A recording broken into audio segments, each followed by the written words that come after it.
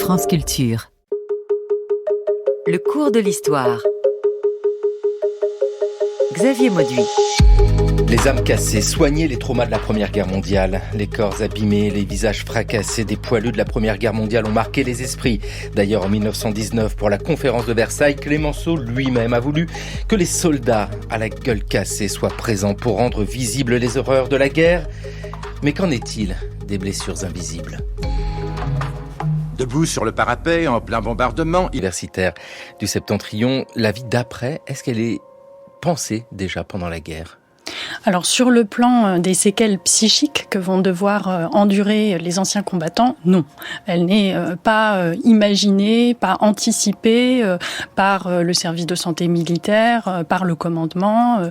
Et ça va être vraiment une question que vont devoir affronter seuls les soldats une fois démobilisés, seuls avec leurs familles aussi, qui sont en première ligne pour faire face aux manifestations psychiques de l'expérience de guerre une fois celle-ci terminée. Avec nous dans le cours de l'histoire aujourd'hui, Paul Marquis, bonjour. Bonjour.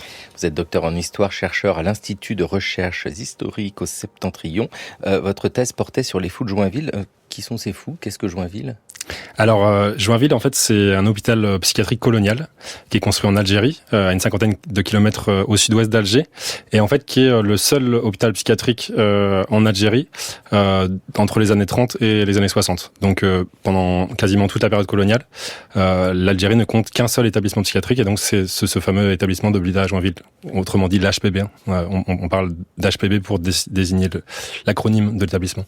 Est-ce qu'on peut dire tout de suite, en début d'émission, combien la Première Guerre mondiale a été un moment important dans la manière d'appréhender tous ces traumatismes invisibles ? Je disais, on parle beaucoup de gueule cassée pour la Première Guerre mondiale, mais il y a un regard autre porté sur tous ces traumas. Oui, tout à fait. La Première Guerre mondiale est un jalon, une étape importante, mais qui doit être placée dans une histoire longue de la psychiatrie militaire en France et plus généralement de la reconnaissance du traumatisme psychique. La psychiatrie militaire, parce qu'elle n'est pas la même exactement que la psychiatrie qu'on va trouver dans le monde civil ? Alors pendant longtemps, on ne fait pas vraiment de distinction entre psychiatrie et psychiatrie militaire. Les médecins qui publient sur l'aliénation dans l'armée estiment qu'il n'y a pas plus de cas de folie chez les militaires que chez les civils, et que donc il n'y a pas de nécessité de développer une psychiatrie militaire. Ça change à la fin du 19e, au début du 20e siècle. Il y a une réflexion très importante qui est menée sur la nécessité de former les médecins militaire à la psychiatrie, à la fois du fait de la généralisation du service militaire et de la nécessité de sélectionner les conscrits, vous en avez parlé lundi, mais aussi parce que l'expérience de conflits auxquels la France ne participe pas directement, je pense aux guerres anglo-boures, à la guerre russo-japonaise, démontre que dans la guerre moderne, les soldats doivent être capables de se débrouiller seuls, qu'ils peuvent se retrouver isolés sur le champ de bataille, qu'ils doivent être capables d'agir sans attendre les consignes du commandement, sans céder à la panique, et donc que tout le monde n'est pas apte à cela.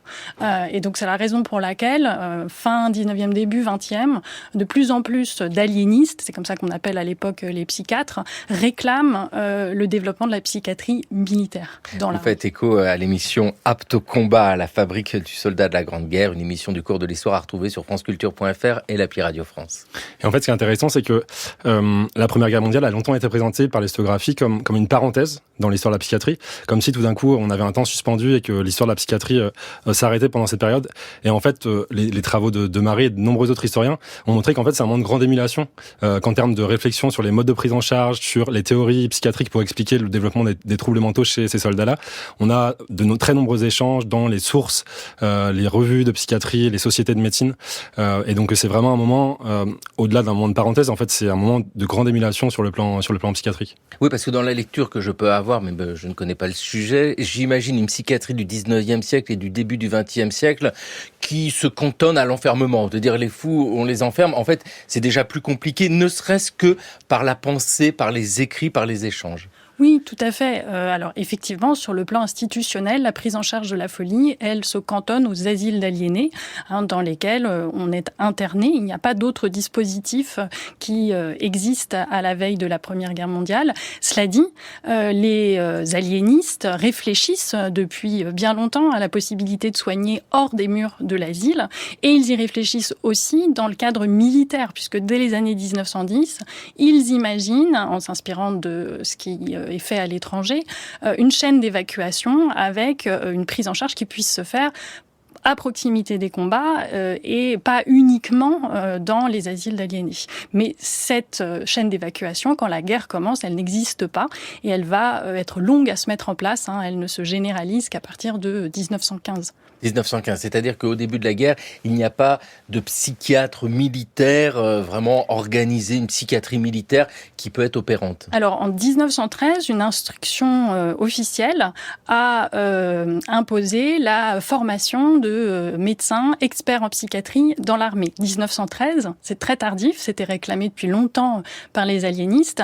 C'est très tardif et puis surtout, ça va pas avoir le temps de se mettre en place puisque la guerre arrive.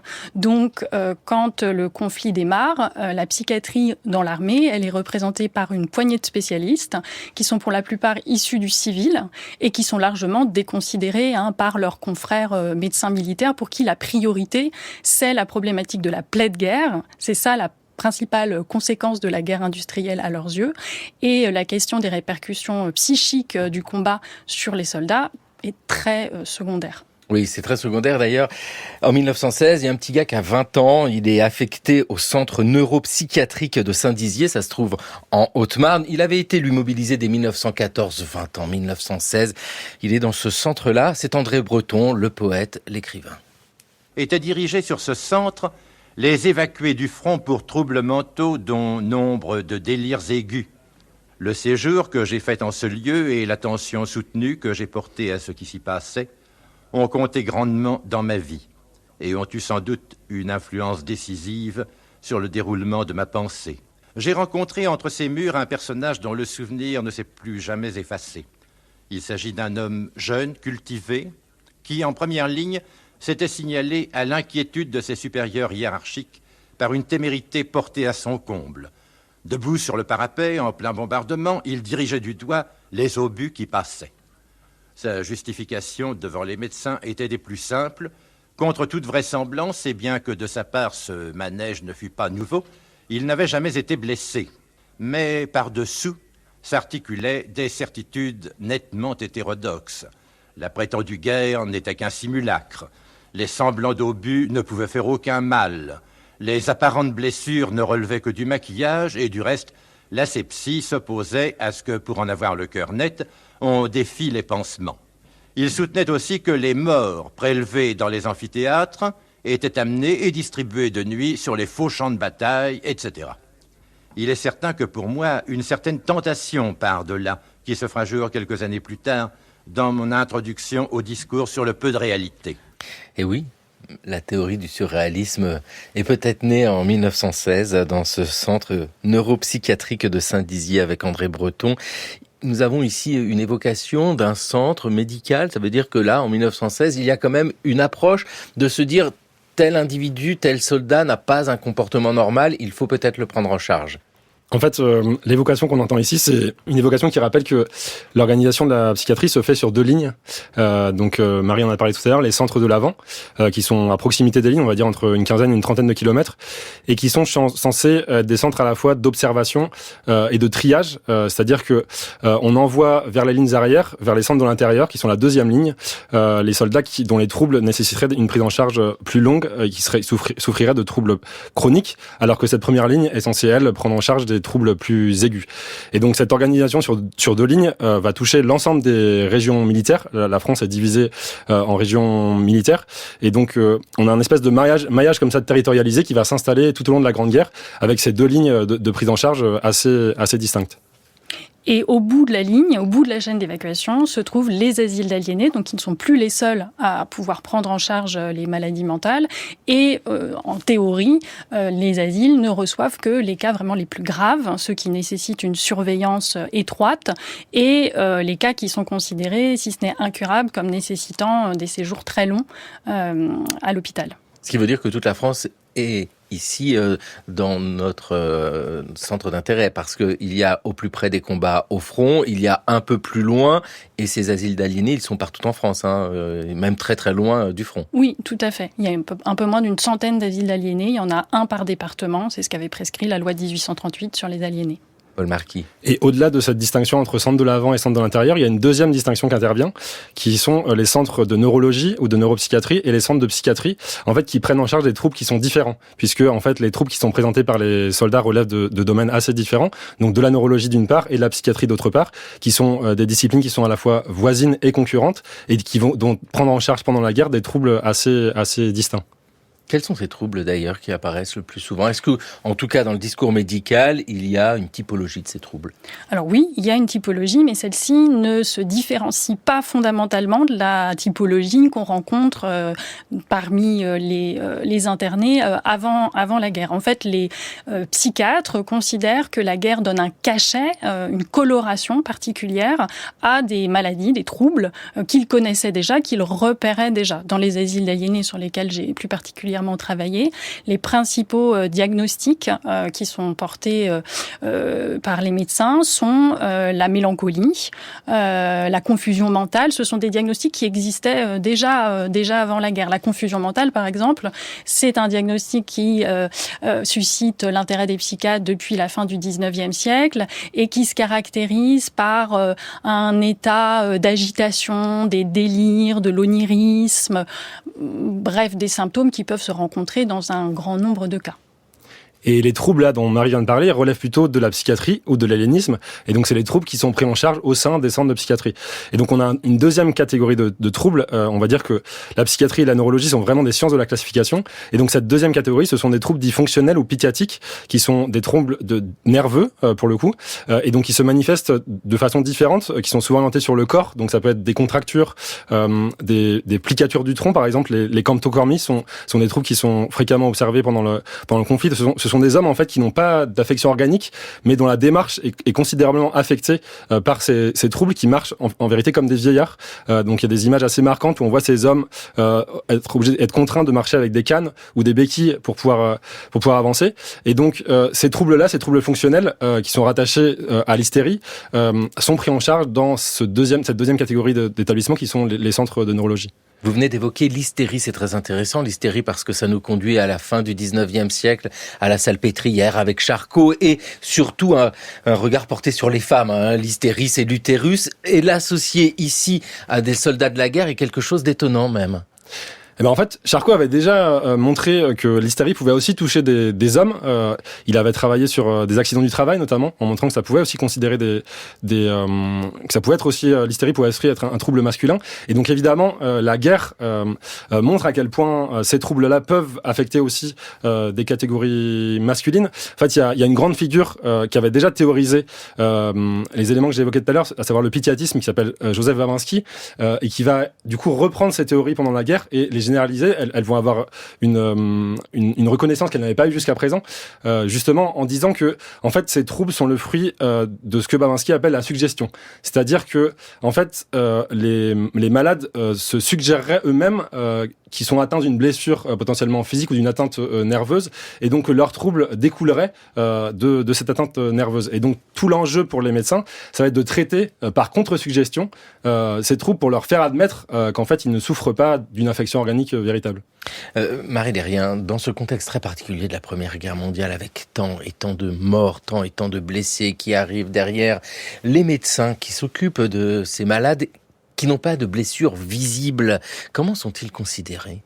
Alors au début de la guerre, assez mal, assez mal considéré. Il y a un témoignage intéressant de Franz Adam, donc qui est un médecin psychiatre qui est mobilisé au début de la guerre et qui raconte dans un témoignage qu'il publie dans les années 1930 que quand il arrive pour se présenter à son médecin-chef, le médecin-chef demande mais qui c'est, quelle est sa spécialité, et que quand on répond c'est un psychiatre, il dit psy quoi, et puis il est complètement désespéré à l'idée qu'on lui envoie quelqu'un qu'il estime tout à fait inutile étant donné les circonstances. Donc il va falloir du temps pour que les psychiatres parviennent à asseoir leur légitimité, à faire reconnaître leur place et leur utilité au sein du service de santé militaire. Avec, pour tous ces soldats, l'horreur qui est juste là, l'horreur qui transparaît, même dans la littérature, on le sait bien, cette horreur du moment, elle est toujours présente longtemps après. On s'habitue à vivre au milieu des cadavres. Les troupes de relève les foulaient sans les voir, et je me souviens d'un pied botté dépassant d'un talus où nous suspendions nos musettes. Pour nous tranquilliser, nous assurions que c'était le pied d'un boche. D'énormes rats grouillaient sur ces cadavres, et quand nous dormions, ils couraient sur nous, croyant que nous étions morts aussi. Nous y avons peiné des semaines, des mois, dans cette vaste plaine redevenue verdoyante que nous découvrions des hauteurs de l'ossuaire. Quand vinrent les grandes pluies, tranchées et boyaux se transformèrent en ruisseaux de boue où l'on enfonçait à vinijambes. Les relèves fourbus s'y englouaient et des blessés mouraient ensevelis vivants. Pendant ce temps, que se passait-il au labyrinthe, que se passait-il à la sucrerie, nous ne savions rien. Les civils l'apprendraient avant nous en lisant le journal. Les historiens, les chroniqueurs militaires, les diplômés d'état-major peuvent décrire après coup une offensive, mais ceux qui l'ont faite en sont bien incapables, car je le répète, ils ne l'ont pas vue. Roland d'Orgelès, à propos de la bataille de Notre-Dame de Lorette, Roland d'Orgelès, écrivain bien sûr, et il évoque les historiens, les historiennes. Sur quelles sources peut-on s'appuyer ? Parce qu'il y a tous les travaux issus au moment même dans les services hospitaliers, c'est une chose. Il y a tous les discours médicaux qui se construisent au même moment, les témoignages. Est-ce que tout cela concorde ? Alors oui, ça concorde en partie, mais ça reflète des points de vue très très différents. Et parmi les sources sur lesquelles nous avons travaillé, Paul et moi et d'autres historiens et historiennes, il y en a une que vous n'avez pas mentionnée encore, qui sont les dossiers médicaux de ces soldats internés. Dans ces dossiers, on lit à la fois ce que pense le médecin de son patient, mais on trouve aussi bien souvent des formes de témoignages du patient lui-même qui va, durant son séjour, écrire, dessiner, raconter sa guerre. Et donc ça, c'est une source absolument extraordinaire, d'une très grande richesse pour comprendre l'expérience de ces hommes, pour comprendre comment la guerre envahit les esprits. Et l'intérêt de ces dossiers aussi, c'est qu'ils font apparaître une autre catégorie d'acteurs qui sont les familles en fait de ces soldats, qui n'apparaissent pas nécessairement dans les sources militaires. Marie en a un petit peu parlé tout à l'heure, et notamment les femmes de ces soldats traumatisés. Et notamment, on trouve par exemple des lettres qui sont adressées aux médecins, notamment quand le soldat sort de l'asile et revient dans la famille, et pour dire à quel point certaines femmes sont désarçonnées par le changement d'attitude de leur compagnon ou de leur mari après le retour au foyer. Donc on a des femmes qui évoquent notamment le cas de l'agressivité du mari, d'un changement de comportement assez brutal par rapport à l'homme qu'elle connaissait avant la guerre, ou encore des formes d'indifférence affective, le fait que le mari ne souhaite plus manger. Et on a plusieurs cas de lettres comme ça dans les dossiers de femmes qui font part de leur désarroi et qui demandent conseil aussi aux médecins pour savoir comment se comporter avec cet homme dont l'attitude a vraiment changé après la guerre. Paul Marquis, vous avez évoqué des cas de patients qui sont tordus, qui ont le corps abîmé parce que l'esprit est fracassé. Et puis après, il y a tout l'éventail des possibles, et il est extrêmement large aussi. C'est-à-dire que les médecins militaires qui se trouvent face à des gens traumatisés par la guerre sont confrontés au pire absolu, et même dans les blessures invisibles, certaines blessures invisibles qui sont très difficiles à cerner, mais elles sont là, présentes. Ça peut être des choses parfois infimes. Absolument. En fait, l'éventail des troubles qui sont manifestés par ces hommes-là est très large. Donc, vous avez les cas dont je parlais tout à l'heure de Kanto Kormi, des soldats qui n'ont plus la parole, qui n'arrivent plus à parler, alors même qu'ils n'ont pas de blessures visibles. Vous avez aussi des cas de délire qui sont, comme l'a dit Marie tout à l'heure, colorés par l'expérience de la guerre. Donc, où les obus ou les boches, pour reprendre le vocabulaire de l'époque, sont très présents. Et donc, ces délires sont clairement orientés par l'expérience du combat, par l'expérience du conflit. Et effectivement, ce qui est intéressant dans le témoignage qu'on a entendu tout à l'heure de Dorgelès, c'est que vous avez aussi et des éléments qui échappent à l'historien. C'est-à-dire que nous, on est tributaire des sources, donc des dossiers évidemment de patients ou des sources militaires et médicales. Et vous avez aussi tout un certain nombre de cas d'hommes qui rentrent dans leur foyer sans être pris en charge dans les institutions, mais qui souffrent quand même de blessures qui échappent du coup en partie au regard de l'historien, puisqu'elles ne sont pas sourcées pour le coup. Marie Nérien, c'est vrai que ce qui vient d'être évoqué là, c'est très important. L'idée de pouvoir être victime de la guerre sans avoir de blessures, déjà socialement, c'est difficile à assumer, si bien que repartent dans la vie civile tant et tant de personnes qui sont réellement fracassées. Oui, tout à fait, et dont la démobilisation va s'accompagner de difficultés qui vont pas forcément être repérées et être soignées. À une époque où consulter un psychiatre, ça veut dire aller à l'asile aliéné. Il y a très peu de psychiatres qui exercent en ville. Les consultations coûtent cher. Donc pour toutes ces raisons, souvent la prise en charge, elle est très très tardive quand elle finit par survenir, puisqu'il y a effectivement tous ces cas qui nous échappent totalement. Mais quand la prise en charge a lieu, elle peut avoir lieu des mois, des années après la démobilisation, parce que on a essayé de composer avec la situation, parce que les familles se sont dit c'est normal qu'il soit pas tout à fait comme avant, ça va s'arranger, et qu'il faut un temps pour accepter que la seule solution c'est de conduire son époux, son frère à l'asile d'aliénés pour qu'il y soit soigné. C'est très stigmatisant, évidemment, donc on repousse cette issue. Paul Marquis. Et tout au long du conflit, en fait, les médecins insistent sur la nécessité d'une prise en charge précoce, justement, pour aller à l'encontre du fait que, en fait, les troubles pourraient s'installer dans la durée, et donc serait d'autant plus dur à guérir que ils n'ont pas été pris en charge précocement. D'où l'idée de ces centres de Lavande dont on a parlé tout à l'heure, et d'où l'idée aussi d'éviter des odyssées sanitaires, c'est-à-dire des hommes dont les troubles seraient mal identifiés en première ligne ou dans les hôpitaux de Lavande, et qui par la suite navigueraient d'hôpitaux en hôpitaux sans avoir été correctement diagnostiqués. Et donc on a des cas aussi comme ça, on parlait tout à l'heure de ces camptocormiques ou de paralysie ou de troubles fonctionnels qui s'inscrivent dans la durée du fait d'avoir été mal diagnostiqués au départ, et donc des odyssées sanitaires qui peuvent durer des mois avant qu'on parvienne enfin à identifier que l'origine du trouble est mentale et pas physique ou d'une autre nature. Marie Nérien, vous nous avez dit qu'au début de la Première Guerre mondiale, la psychiatrie militaire s'assimile à la psychiatrie qu'il y a un peu partout. Il n'y a pas un vocabulaire précis, mais avec tout ce que j'entends de ce que vous nous dites, et ces médecins l'ont constaté au moment de recevoir des poilus, j'imagine quand même que le discours s'adapte et on se rend compte que la guerre produit des effets sur l'individu que ne produit pas la société civile. Oui, en fait, ça va renouveler complètement le débat sur les causes des maladies mentales. Alors, ça ne le transforme pas radicalement. C'est un débat qui existe avant 1914. Les mécanismes à l'origine de la folie sont encore largement inconnus. Les psychiatres hésitent entre une explication qui serait organique, c'est-à-dire l'idée que la maladie mentale, elle est liée à une lésion qui se trouve au niveau des organes et potentiellement dans le cerveau, et une autre explication qui, elle, attribue la maladie mentale à des causes psychologiques. Cette alternative, elle est déjà débattue avant la guerre. Évidemment, le conflit va apporter de nouveaux exemples, de nouveaux arguments. Les psychiatres s'intéressent beaucoup notamment aux effets de ce qu'ils appellent les commotions, c'est-à-dire les conséquences de l'exposition des hommes à des explosions, à des tirs d'obus, de mines, de grenades. Ils font l'hypothèse que ces commotions, qui se produiraient notamment au niveau du cerveau, pourraient expliquer l'apparition des maladies mentales. Alors, le problème, c'est qu'ils ont du mal à établir l'existence de lésions, et par ailleurs, il y a un certain nombre de soldats qui tombent malades sans pour autant s'être trouvés à proximité d'un tir d'obus, par exemple.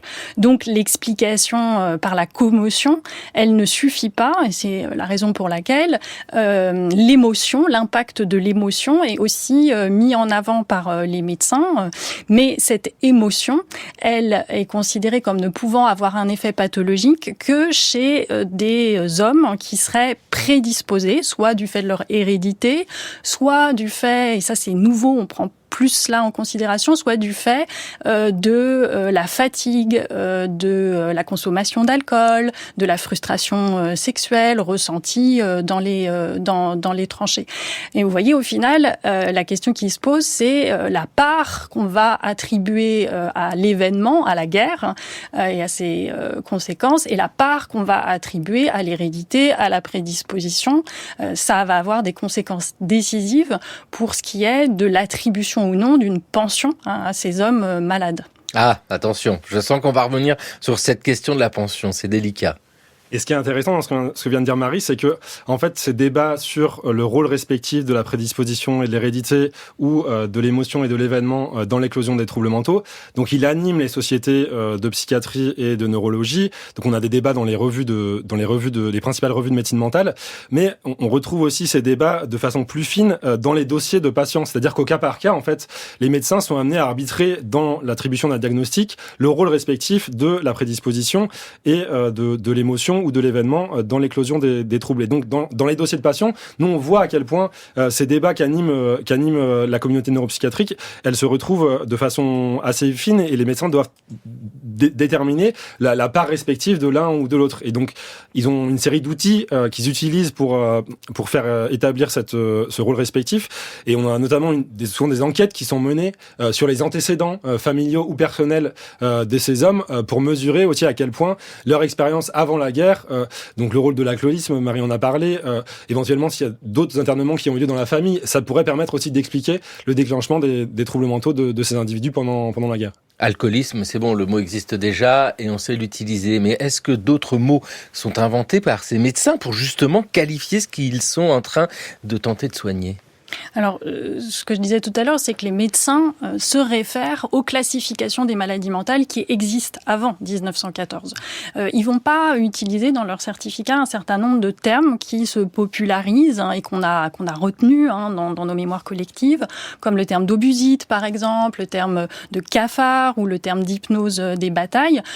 Pour eux, par exemple, l'hypnose des batailles, qui est décrite par un dermatologue mobilisé qui s'appelle Gaston Millian, ils disent mais en fait ça c'est la confusion mentale qu'on connaît, qu'on décrit depuis des années, donc ils se réfèrent à leur classification. Pour eux, le cafard, c'est dans sa forme pathologique la mélancolie.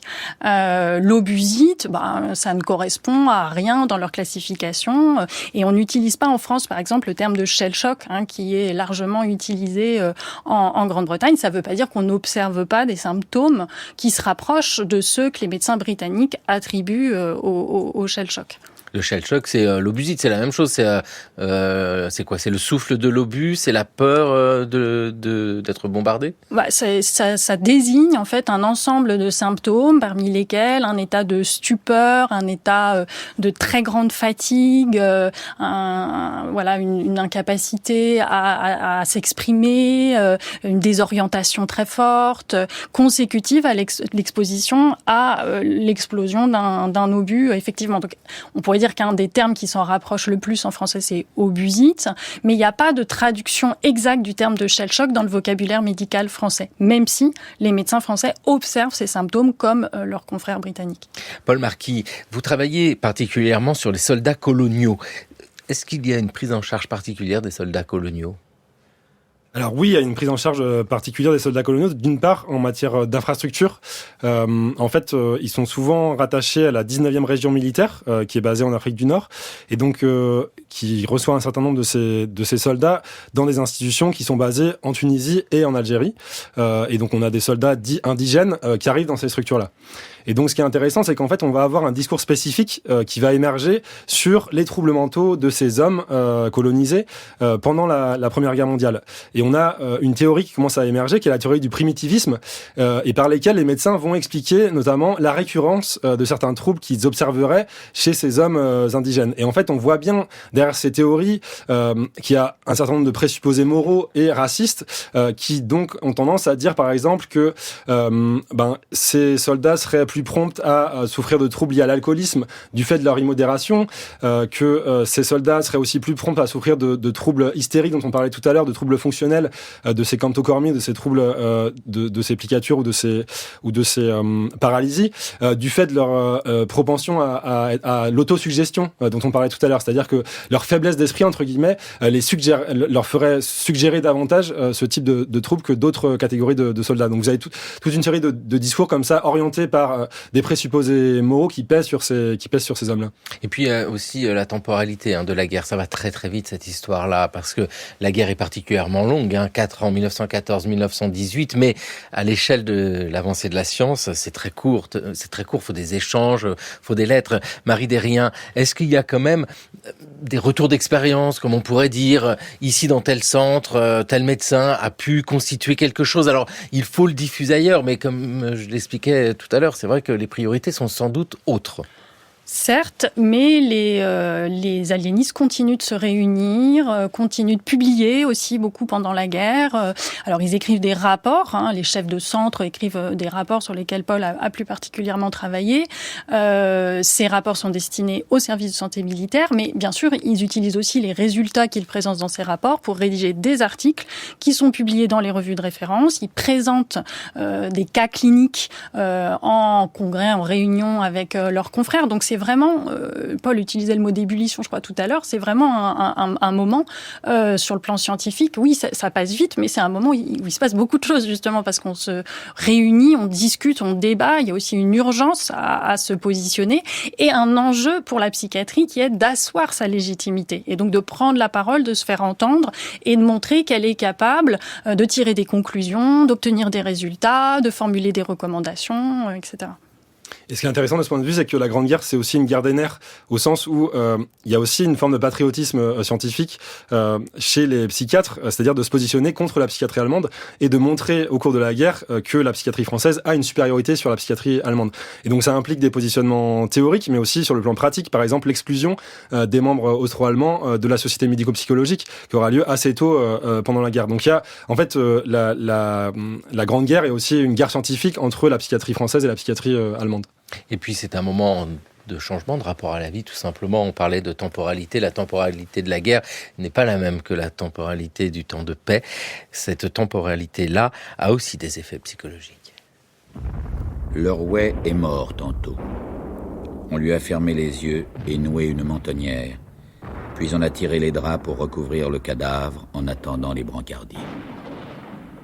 Hé, ma ville, tu ne manges pas ? Si, mais ça ne passe pas. J'aime pas voir ça. Ah, des fois aussi, ça me rognait l'appétit. Même que j'en aurais vomi. Maintenant, j'ai comme une habitude. Quand on voit ça, on est tout de même heureux de s'en tirer avec une jambe coupée. Faut bien vivre. Pour le bonheur qu'on y prend. C'est Béliard qui a dit cela. Il a reçu une balle au bas-ventre et nous avons l'espoir qu'il guérira bien. Cependant, toute son attitude trahit l'indifférence. Il fume beaucoup et il parle rarement. Il n'a aucun motif de désespérance et il sait qu'il retrouvera la vie normale. Mais la fréquentation de la mort, qui rend si précieuse la vie, finit aussi quelquefois par en donner le dégoût. Et plus souvent, la lassitude.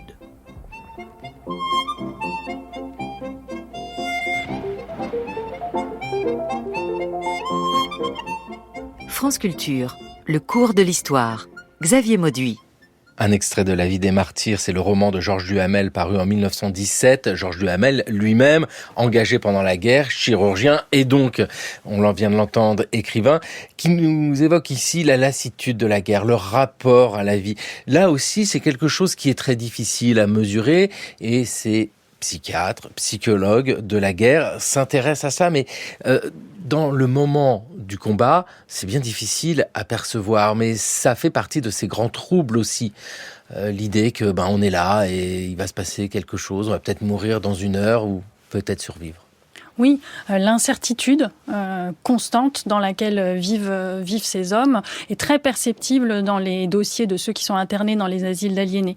Quand on lit ce qu'écrivent les médecins à leur sujet et les documents que eux ont eux-mêmes rédigés, on se rend compte qu'ils sont comme privés de ces échappées mentales qui ont été décrites par les historiens et qui permettent à d'autres soldats de s'extirper en quelque sorte de cette expérience du combat à l'occasion des permissions, par exemple, ou lorsque ils sont à l'arrière de la ligne de combat. Pour les soldats qui sont internés, la guerre, elle est omniprésente. Elle est là tout le temps. Ce sont des hommes qui sont souvent dans un état de qui-vive permanent, qui vivent avec la certitude qu'ils vont peut-être bientôt mourir, que les ennemis sont partout, qu'ils sont menacés, que, par exemple, ils vont être jugés par un conseil de guerre. Enfin voilà, c'est vraiment la manière dont la guerre envahit les esprits en permanence et introduit cette temporalité effectivement très particulière dans l'existence de ces hommes. Paul Marquis, dans tous ces dossiers militaires que l'on voit, il y a quand même le moment du diagnostic. J'imagine que l'idée de se dire « Oh, ça va, ça c'est juste un petit passage où il va pas bien, mais il peut retourner au combat », c'est quelque chose qui apparaît parce que il y a besoin de soldats, il y a besoin de combattants. Est-ce qu'on sent des frontières qui évoluent entre la personne qu'il faut vraiment traiter et puis la personne, ça va bien aller, il peut retourner au front? En fait, il y a différents enjeux qui s'affrontent de ce point de vue-là. Il y a l'enjeu de l'État qui est, et de l'administration militaire qui est de récupérer le maximum d'hommes pour repartir au combat. Il y a l'enjeu des médecins pour lesquels, eux, l'idée, c'est cette idée de légitimité et donc de pouvoir montrer à quel point ils sont capables de pouvoir guérir les hommes auxquels ils ont à traiter. Et puis, il y a les enjeux des patients eux-mêmes pour qui, pour le coup, l'enjeu, c'est de guérir et de retrouver un état qui était celui qu'ils avaient avant la guerre. Et en fait, très souvent, ces trois dimensions-là, ces trois aspects, donc l'aspect de l'État, l'aspect des médecins et l'aspect des patients, peuvent aller dans le même sens, mais peuvent aussi aller dans le sens contraire. C'est-à-dire que les intérêts des uns et des autres ne vont pas forcément dans le même sens. Dans certains cas, on voit bien à quel point l'intérêt des patients et l'intérêt des médecins ne va pas forcément dans le sens de l'administration militaire. Notamment quand on a des cas de rechute, par exemple, et où les médecins peuvent dire, là pour le coup, la nécessité c'est d'une réforme et qu'il peut pas retourner au combat. Et donc, les médecins vont pas nécessairement dans le sens inverse des patients. Il arrive aussi que les médecins se placent vraiment dans l'intérêt du patient et il n'y a pas nécessairement un affrontement entre d'un côté le corps médical et de l'autre côté le corps des patients. Il y a plusieurs acteurs qui peuvent s'opposer. Marie Derrien. Oui, alors ce qu'on observe quand on regarde par exemple le taux d'exemption dans l'armée pendant la Première Guerre mondiale pour cause d'aliénation, d'épilepsie, de crétinisme, pour reprendre les catégories de l'époque, eh bien c'est que ce taux d'exemption, il chute d'environ 30%. Donc il y a vraiment cette idée qu'on a besoin d'hommes, on a besoin de pouvoir aligner les soldats pour faire face à l'ennemi. C'est le nombre qui va permettre de remporter cette guerre. Et donc ça pèse lorsqu'il faut décider de réformer ou pas un homme, lorsqu'il faut décider de l'incorporer ou non. Et donc on va avoir des hommes qui, bien qu'ils présentent des maladies mentales, vont être envoyés combattre et parfois même, lorsqu'ils ont été réformés pour cause de maladie mentale, vont être récupérés, c'est le terme de l'époque, c'est-à-dire ils sont à nouveau convoqués devant un conseil de révision qui va décider que leur état s'est suffisamment amélioré depuis leur réforme pour qu'à nouveau on les envoie sur le front. Oui, ce qui fait frémir d'ailleurs quand on entend tout cela aujourd'hui, et on saisit combien la Première Guerre mondiale est un moment très particulier. Depuis que vous nous l'expliquez, on sent l'intensité de l'urgence et de l'horreur, et de la prise de conscience aussi. Est-ce qu'on peut le dire de cette manière-là, avec la volonté de mettre en place des institutions qui peuvent répondre à la fois aux besoins militaires, de soigner des gens, peut-être pour qu'ils puissent après repartir au combat, ou tout simplement pour soigner les gens? Oui, il y a les deux, effectivement. Les psychiatres disent depuis longtemps, lorsque la guerre éclate, qu'il faut pouvoir soigner hors des murs de l'asile. Et pour eux, la guerre, ça va être le moment de se faire entendre et d'obtenir la création de ces centres de l'avant, de ces centres de l'arrière. Donc de tester à très grande échelle la prise en charge sans internement. Mais évidemment, si c'est possible, si le service de santé militaire leur prête une oreille attentive à ce moment-là, c'est parce qu'il a besoin de ces hommes, il a besoin que ces hommes soient mis sur pied pour pouvoir retourner combattre. Et ce qui est intéressant, c'est ce qui se passe aussi dans l'après-guerre. C'est-à-dire que ce débat dont Marie vient de parler sur la question des services ouverts va être repris, notamment dans le cas colonial, dans le cas de l'Algérie en particulier, sur la continuité des pratiques de guerre dans la psychiatrie coloniale et la psychiatrie civile. En fait, on peut dire qu'il y a une expérience partagée par de très nombreux psychiatres et aliénistes dans ces centres de l'avant ou dans ces centres de l'intérieur.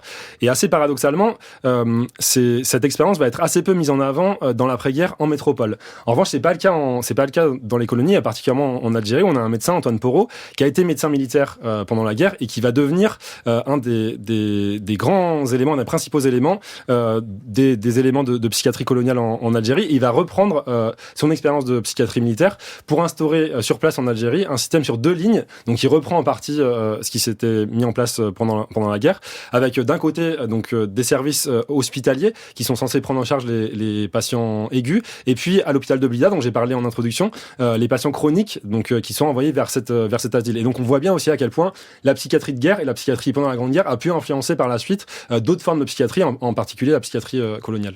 Oui, parce qu'il faut peut-être rappeler aussi faut pas séparer les gueules cassées et puis ceux qui sont blessés dans leur esprit. C'est souvent aussi parfois les deux, parce que c'est quelque chose peut-être à prendre en compte, ne pas imaginer qu'il y a d'un côté des centres où sont placés tous les gens qui souffrent de maladies mentales et de l'autre côté où sont placés les blessés physiques. Parfois ça correspond vraiment.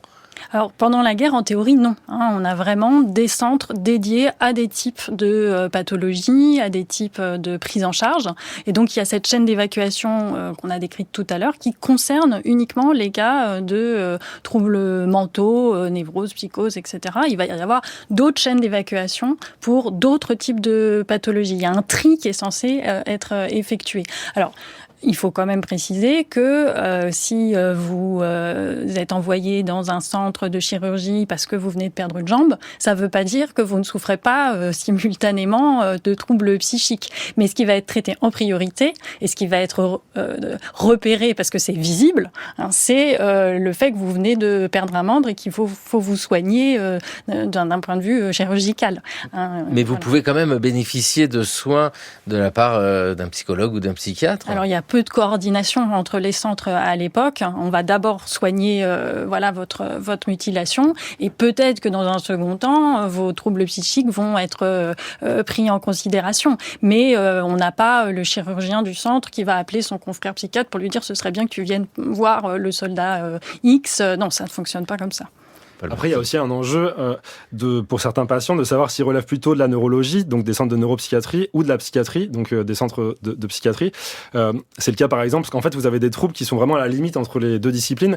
Et donc, effectivement, il peut être compliqué de savoir s'il faut les orienter vers tel ou tel centre. C'est le cas, par exemple, pour des patients qui trouffent d'épilepsie, de troubles épileptiques, qui peuvent relever potentiellement des deux disciplines. Et donc, il peut arriver qu'il y ait des enjeux s'ils relèvent de l'une ou l'autre discipline. Et après, ce que vous disiez tout à l'heure sur la dimension physique de certaines blessures qui peuvent occasionner des troubles psychiques, en fait, ça arrive aussi. J'ai le cas, par exemple, d'un soldat qui est blessé à la cuisse, et donc la blessure cicatrise normalement, et a priori, il n'y a pas de raison qu'il soit gêné par la suite dans sa démarche ou dans l'utilisation de sa jambe.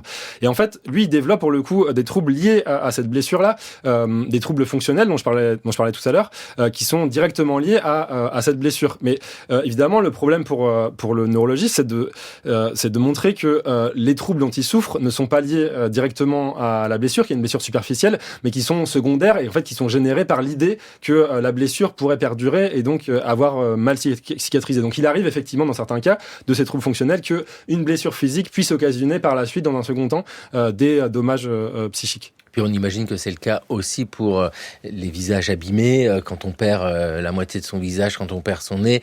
Bien sûr, ça provoque des troubles à l'intérieur du cerveau, c'est certain. C'est évident. Par contre, la question de la prise en charge de ces troubles, c'est une question qui est moins évidente pour les médecins de l'époque. Par exemple, moi, je n'ai pas croisé dans mes recherches de gueules cassées dans les asiles aliénés. Les gueules cassées bénéficient d'une prise en charge spécifique scientifiques. Après la guerre, ils vont aussi être accueillis dans des institutions dédiées où leurs éventuels troubles psychiques peuvent être pris en charge, mais il y a fort à parier que dans un certain nombre de cas, ces souffrances-là, elles ont été largement négligées. Oui, ces souffrances sont négligées, elles sont rapportées par la suite. Aujourd'hui, nous avons tant de témoignages qui nous viennent des arts, de la littérature. Le peintre André Masson. Le médecin qui était là a tout de suite compris. Il a dit « Je vous garde 4 mois car c'est le règlement, je ne peux pas vous réformer avant. Et au bout de 4 mois, je vous fais réformer définitivement. » C'est un homme très bien. Il m'a dit aussi « Ne regardez pas ce qui se passe autour de vous. » Évidemment, j'avais un spectacle merveilleux d'ailleurs pour moi, parce qu'il y avait toutes les folies. Le fou héroïque, le fou militaire, exactement. Le fou mystique qui était irlandais. C'est une merveille. Un soldat américain qui venait d'arriver, qui avait été commotionné et qui pleurait sans cesse. Évidemment, la bestialité, n'est-ce pas, les types qui s'enfonçaient des morceaux de bois dans le nez pour saigner. C'était terrifiant en même temps. C'était terrifiant. Le peintre André Masson, la figure du surréalisme, une fois encore, il avait 20 ans en 1916 et grièvement blessé au chemin des Dames. Ce qu'il dit ici, et c'est un témoignage en 1967, on sent que la blessure est toujours là. C'était terrifiant, toutes ces images croisées au moment du combat et même après, parce que on est à côté de gens qui souffrent eux aussi. Oui, tout à fait. Ça va marquer profondément ces hommes, même si dans l'entre-deux-guerres, ils témoignent peu de ces répercussions-là.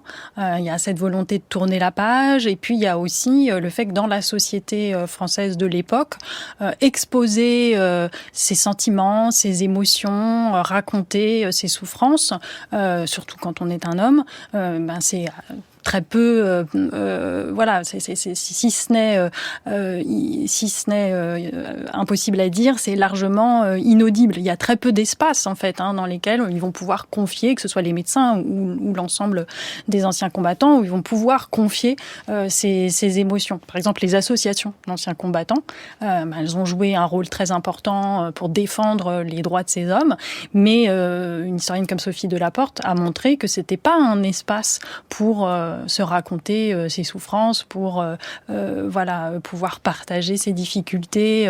En tout cas, si ça a été le cas, c'est resté assez marginal.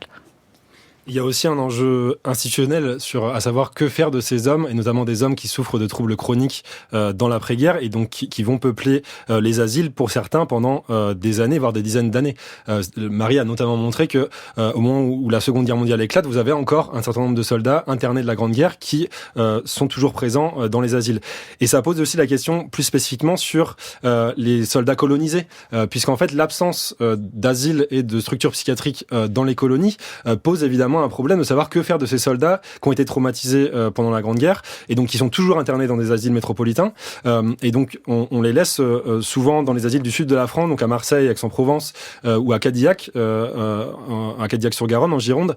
Et pareil pour ces soldats-là, il y a évidemment une question d'isolement aussi, puisque l'éloignement de leur famille dans les colonies pose encore des problèmes spécifiques et on n'a pas de solution pour, en tout cas jusqu'à ce que les premières créations d'asiles coloniaux interviennent dans l'entre-deux-guerres pour prendre en charge ces hommes particulièrement.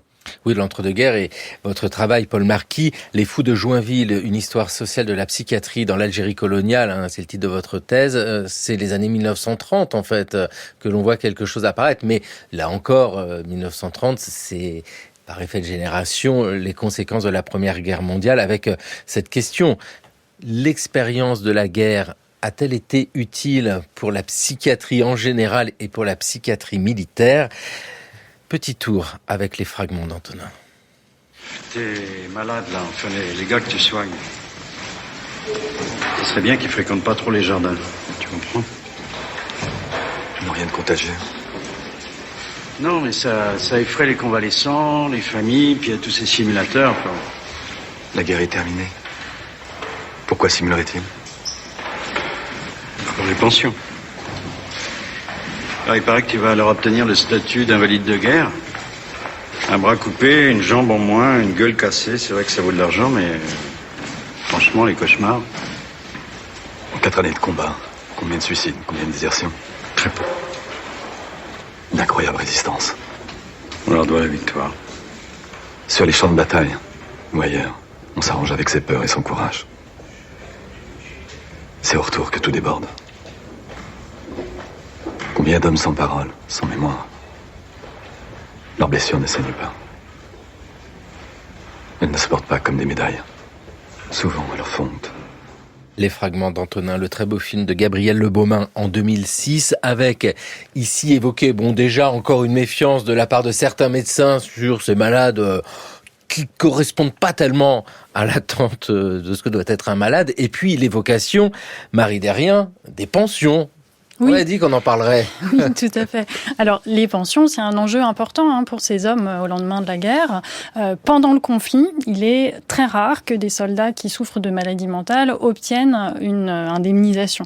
La plupart du temps, ils sont réformés sans pension parce que c'est à eux que revient d'apporter la preuve du lien de cause à effet entre les troubles dont ils souffrent et l'expérience du conflit, ce qui est, dans la plupart des cas, bien difficile. Les choses changent en 1919 puisque une nouvelle loi sur les pensions militaires est adoptée et cette loi, elle établit une présomption d'origine.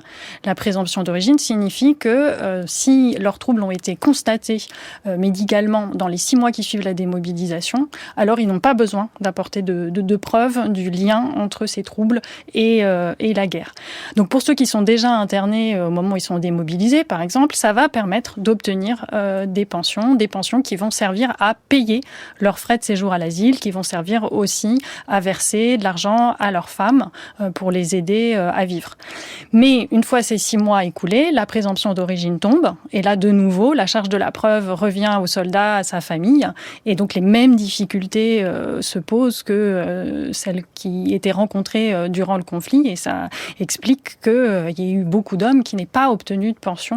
Alors il y a plein de stratégies qui sont déployées pour essayer de démontrer que la maladie est liée à la guerre. On va essayer de retrouver d'anciens camarades de front pour qu'ils témoignent. On va demander au voisinage, par exemple, de faire des pétitions, des attestations disant tel homme n'était pas fou avant la guerre, donc c'est bien la guerre qui l'a rendu malade.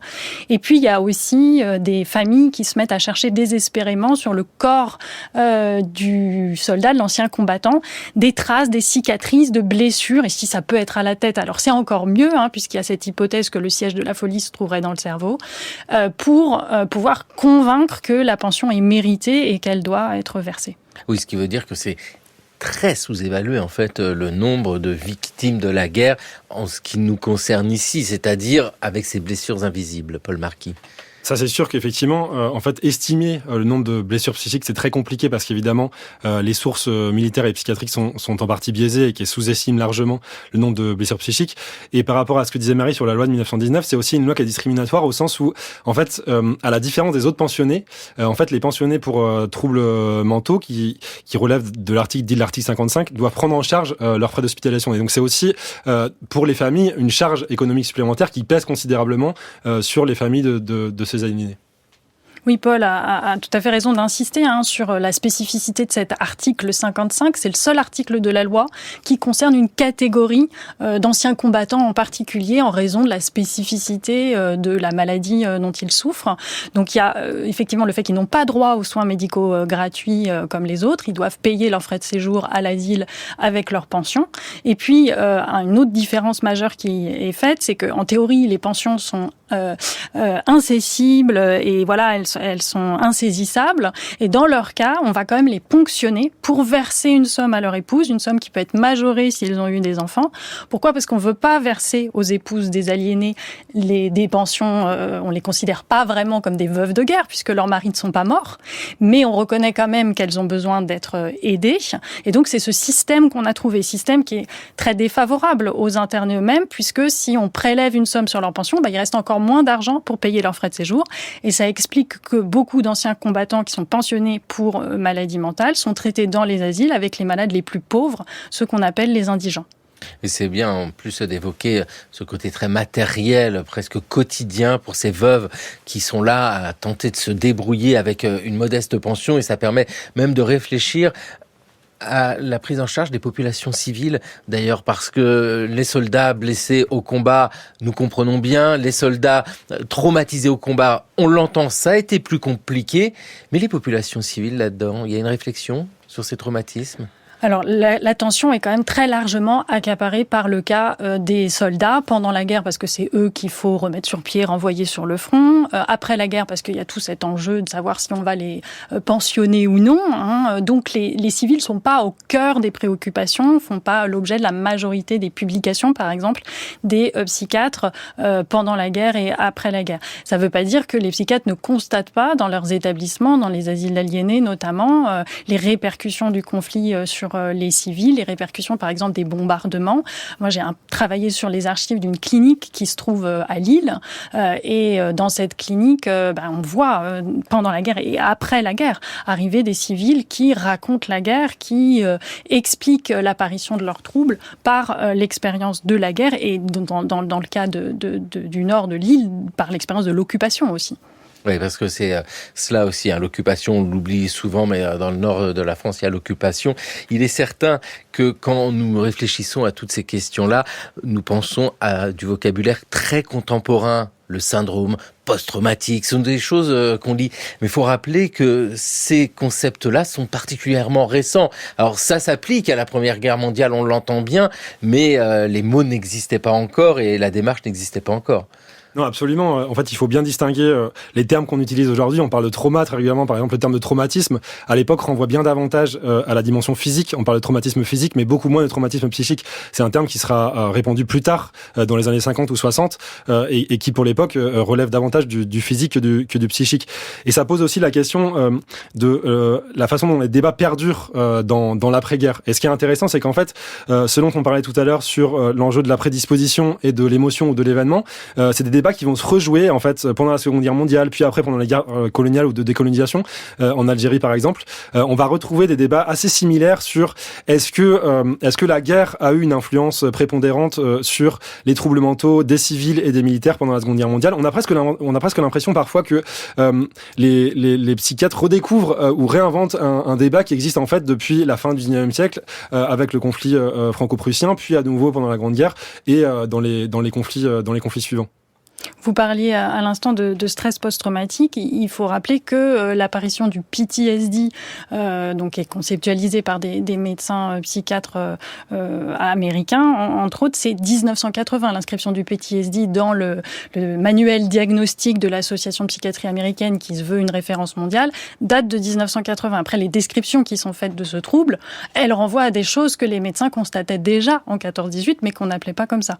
Et puis, la reconnaissance officielle du traumatisme psychique comme blessure de guerre par l'armée française, c'est 1992. Donc c'est encore plus tardif. Auditeurs, auditrices nous écrivent. Et je lis, vers 10 ans, quand je couchais chez mon oncle en Dordogne pendant les vacances, je pouvais entendre la nuit mon arrière-grand-père qui avait fait le chemin des dames crier « à l'attaque » et d'autres phrases qui témoignaient de son terrible traumatisme. Mais je ne suis pas certain qu'à cette époque, dans les années 1960, il y avait une réelle prise de conscience de ce qu'avaient vécu les anciens. Nous parlions de temporalité, Marie Derrien. Cette temporalité, c'est le temps des 4 ans de la guerre et puis cette temporalité beaucoup plus longue qui traverse même les générations. Oui, tout à fait. Et ce qui est très intéressant dans le témoignage que vous venez de lire, c'est de constater la manière dont aujourd'hui, il y a une forme de centralité du traumatisme psychique dans nos mémoires collectives de la Grande Guerre. Il y a une forme de tabou qui progressivement est levé. De plus en plus de familles qui relisent, reparcourent l'histoire de leurs ancêtres et témoignent des difficultés, des souffrances psychiques qu'il a pu rencontrer. Merci beaucoup à tous les deux d'être venus dans le cours de l'histoire. Marie Derrien, je rappelle, vous avez dirigé avec Élise Julien et Mathieu de Oliveira la vie d'après, le retour de la Grande Guerre, les retours même parce qu'ils sont plusieurs, aux presses universitaires du Septentrion. Merci beaucoup à tous les deux, c'était particulièrement éclairant. Prochain épisode dans le cours de l'histoire, à l'usine et dans les champs, autre combat de la Grande Guerre. Il y a entre l'arrière et l'avant un fossé. Pour certains privilégiés se poursuit une conception toute matérialiste et frivole de la vie. Tous ceux qui viennent à l'arrière ont parmi les civils une déception, regrettant l'atmosphère du front. Quel est le secret du bien-être qu'ils y trouvent ? Il est dans l'unité de la pensée. Le cours de l'histoire sur France Culture, une émission réalisée par Thomas Beau à la technique d'Alia, émission préparée par Jeanne Delecroix, Raphaël Laloum, Jeanne Copet, Solène Roy et Maïwen Guizhou. Le cours de l'histoire est à écouter bien sûr, et je vous en remercie vivement parce que les écoutes sont nombreuses et à podcaster sur notre site franceculture.fr et l'appli Radio France.